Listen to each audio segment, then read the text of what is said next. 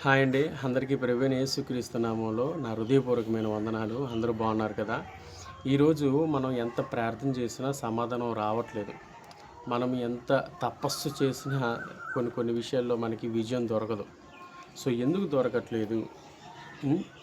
ఎందుకు మనకు ఆశీర్వాదం రావట్లేదు అనే విషయం గురించి కొంచెం బ్రీఫ్‌గా మనం తెలుసుకుందాం. అంతకంటే ముందుగా ప్రభువు నుంచి మనం ఏదైనా పొందుకోవాలంటే ఒక సీక్రెట్ వెపన్ ఉంది. ఆ వెపనే ప్రార్థన. అయితే ఆ ప్రార్థన కూడా ఎలా చేయాలి అనేది బైబిల్‌లో చాలా స్పష్టంగా రాయబడి ఉంది. అది గత వీడియోలో నేను చెప్పా. అయితే మీరు ఏదైనా ఒక పని చేయాలనుకున్నా, లేకపోతే ఏదైనా ఒకటి సాధించాలనుకున్నా, లేకపోతే నీకు కావలసిన ఒక పని కొరకో, లేకపోతే వస్తువు కొరకో, లేకపోతే నీ జీవనోపాధి కొరకో దేనైనా, ఏదైనా నీ భవిష్యత్తు శ్రేయస్సు కొరకు ఏదైనా నీకు కావాలనుకుంటే ఓకేనా, అది వచ్చేలాగా చేయడానికి ఒక ట్రిక్ ఉంది బైబిల్లో. ఓకేనా, ఒక ట్రిక్ ఉంది. సో ఆ ట్రిక్ గురించి ఈరోజు ఈ వీడియోలో మనం డిస్కషన్ చేద్దాం.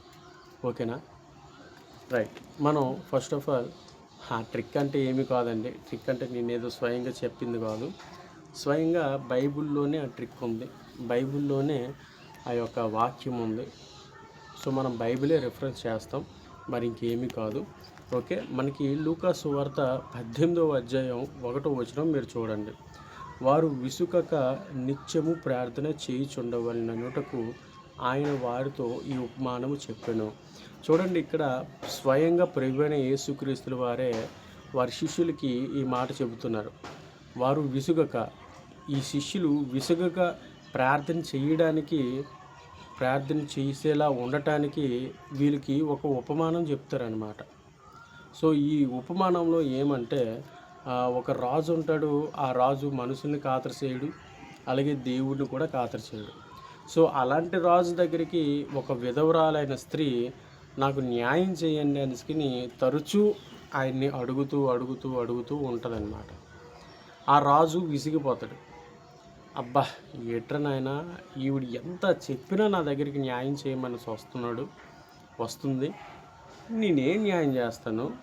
నేను అన్యాయిస్తున్నా కదా, నేను న్యాయం ఎలా చేయగలను అనేసుకుని ఆ రాజు, అబ్బా ఈవిడ 10 సార్లు నా దగ్గరికి రాకుండా ఈవిడికి ఏదో తీర్పు తీర్చి పంపించేస్తాను, ఈవిడ బాధ ఏంటో చెప్పండి రా బాబు అనేసుకుని ఆ విధవరాలైన స్త్రీకి అడుగుతాడు. ఆవిడికి న్యాయం చేస్తాడు. సో ఒక అన్యాయస్తుడైన రాజే ప్రతిసారి వస్తున్నందుకు విసిగిపోయి న్యాయం చేసేస్తాడు. ఇక్కడ చూడండి గమ్మత్తు. ఆడు మనుషులు ఖాతరు చేయడు, దేవుడిని ఖాతరు చేయడు. అలాంటి వాడే ఈ స్త్రీ ప్రతిసారి బుర్ర తినేస్తుంది. నన్ను అడిగి అడిగి అడిగి అడిగి అడిగి నన్ను బుర్ర తినేస్తుంది. ఈవిడికి న్యాయం చేసి పంపించేస్తే ఈవిడ మళ్ళీ తిరిగి రాదు కదా, నాకు ఈ బాధ తప్పదు కదా అనేసుకుని ఓకేనా అనేసుకుని ఆ రాజు, అన్యాయస్తుడైన రాజు ఆవిడికి న్యాయం చేయడానికి ముందుకు వస్తాడు. సో ఇక్కడ మనకి అన్యాయస్తుడైన రాజు లేడు, న్యాయస్తుడైన రాజు ఉన్నాడు. ఆయన ప్రభువైన యేసుక్రీస్తు వారు. ఆయన న్యాయం తీర్చేవాడు, ఆయన మేలు చేసేవాడు, ఆయన గొప్పవాడు, ఆయన సర్వాధికారి, ఆయన భూమి ఆకాశములన్నింటినీ సృష్టించినవాడు. అట్లాంటి వాడికి నువ్వు రోజు ప్రార్థన చేసి బ్రతిమాలి, నువ్వు వినయంగా లోబడి స్వభావం కలిగిన ఒక ప్రార్థన, వినయపూర్వకమైన ప్రార్థన, మర్యాదపూర్వకమైన ప్రార్థన, ఈ విధమైన ప్రార్థన చేస్తే నీకు ఏది కావాలో దాన్ని అడిగితే దేవుడు ఇవ్వడా? ఇదేనండి ట్రిక్. ఇదే ట్రిక్. రోజు మనం ప్రార్థన చేయాలి. చాలా సింపుల్ కదా, ఎంత బాగుంది కదా నిజంగా. ఇప్పుడు అన్యాయస్తుడైన రాజే రోజు అడుగుతుంటే ఈ ఏట్ర బాబు వీడు బాధ అనేసుకుని ఇచ్చేసాడు న్యాయము. ఇప్పుడు మన దేవుడు అలాంటోడు, న్యాయస్తుడు, మనకి సమాధానం ఇవ్వడా? అందుకే అంటున్నాడు, విసగక ప్రార్థన చేయండి. స్వయంగా ఈ మాట ఎవరు కాదండి, అపోస్తులు కానీ లేకపోతే వారి శిష్యుల్లో కానీ ఎవరో చెప్పలే.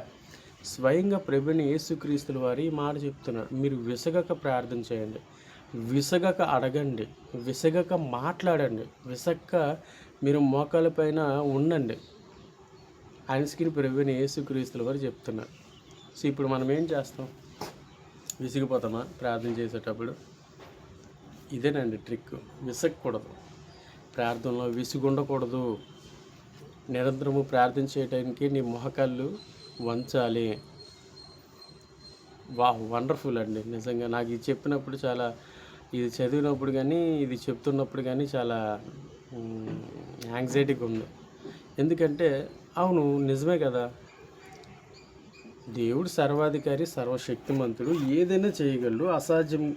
అసాధ్యమైనదంటూ ఈ లోకంలో కానీ ఎక్కడ కానీ లేదు ఆయనకి. అలాంటి వాడు మనం అడిగితే వినయపూర్వకంగా, మర్యాదగా బ్రతిమాలి అడిగితే ఇవ్వడా? డెఫినెట్లీ ఇస్తాడు. అందులో డౌటే లేదు. అడగడం మనకి చేత కావట్లేదు. అడగడానికి మనం విసిగిపోతున్నాం. అడగడానికి ఓపిక లేదు మనకి. అడగడానికి సహనం లేదు మనకి. సో ఇలాంటివి మనలో లోపాలు ఉంచుకుని దేవుడు నాకు సహాయం చేయట్లేదు, ఎంత ప్రార్థన అడిగినా నాకు ఇవ్వట్లేదు, ఈ సోది మాట్లాడిన ఆడడం ఎలా బాగుంటుందా? ఒకసారి ప్రయత్నించి చూడు, రుచి చూడు. ఏదైనా అనుకో, ఏదైనా అంటే నీ జీవితానికి ఉపయోగపడేది అనుకో. పనికి మాలిన వాళ్ళని మనం అడగకూడదు. పనికి మాలిన అడిగినా దేవుడు ఇవ్వడండి. నీ భవిష్యత్తుకి ఏది ఉపయోగపడుతుందో, నీ భవిష్యత్తుకి ఏది మంచిదో నీకంటే బాగా దేవునికి తెలుసు. కాబట్టి ఏది ఇవ్వాలో సమయానికి అది ఇస్తూనే ఉంటాడు. ఏం తొందరపడక్కర్లేదు, భయపడకండి, కలవరపడకండి. మీ హృదయాన్ని కలవరపడకుండా చూసుకోండి అని దేవుడు చెప్తాడు. కాబట్టి ఏం అవసరం లేదు, ధైర్యంగా ఉండొచ్చు. భయపడకుండా దేవుడి మీద ఆధారపడిపోవచ్చు. మనం ఒక్కొక్క విషయంలో అయితే కొన్ని విషయంలో పీక్ స్టేజ్లు వచ్చేస్తాయి మనకి. అక్కడ కూడా మనం భయపడక్కర్లే, అక్కడ కూడా దేవుడి మీద ఆధారపడిపోవచ్చు. వండర్ఫుల్ అండి బాబోయ్.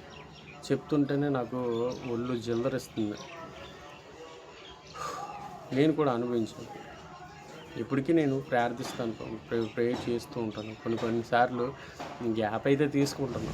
అదే నాకు అందుకే ఈ వాక్యం నా గురించి వచ్చిందేమో, విసుగుగా ప్రార్థన చేయి సహోదరా అనేసుకుని. Thank you Lord, thank you. ఈ వీడియో చూస్తున్న అందరికీ, ఈ వీడియో చూసి ఈ మాటలు హృదయాన్ని ఉంచుకున్న అందరికీ ప్రభువైన యేసుక్రీస్తు నామములో శుభములు, ఆశీర్వాదములు కలుగునుగాక. ఆమేన్. ఓకేనండి, మీ విలువైన అభిప్రాయాన్ని నా కామెంట్ ద్వారా తెలియజేయండి. వీడియో నచ్చినట్లయితే ఖచ్చితంగా సబ్స్క్రైబ్ చేసుకోండి. ఓకేనా? వీడియో అందరికీ షేర్ అవ్వడానికి ప్లీజ్ షేర్ అయితే చేయండి. ఓకేనా? ప్లీజ్ లైక్ చేయండి. షేర్ చేయకపోయినా పర్లేదు, లైక్ చేయండి. అందరికీ యూట్యూబ్ కూడా పెడతాడు. ఓకేనండి, రైట్. God bless you.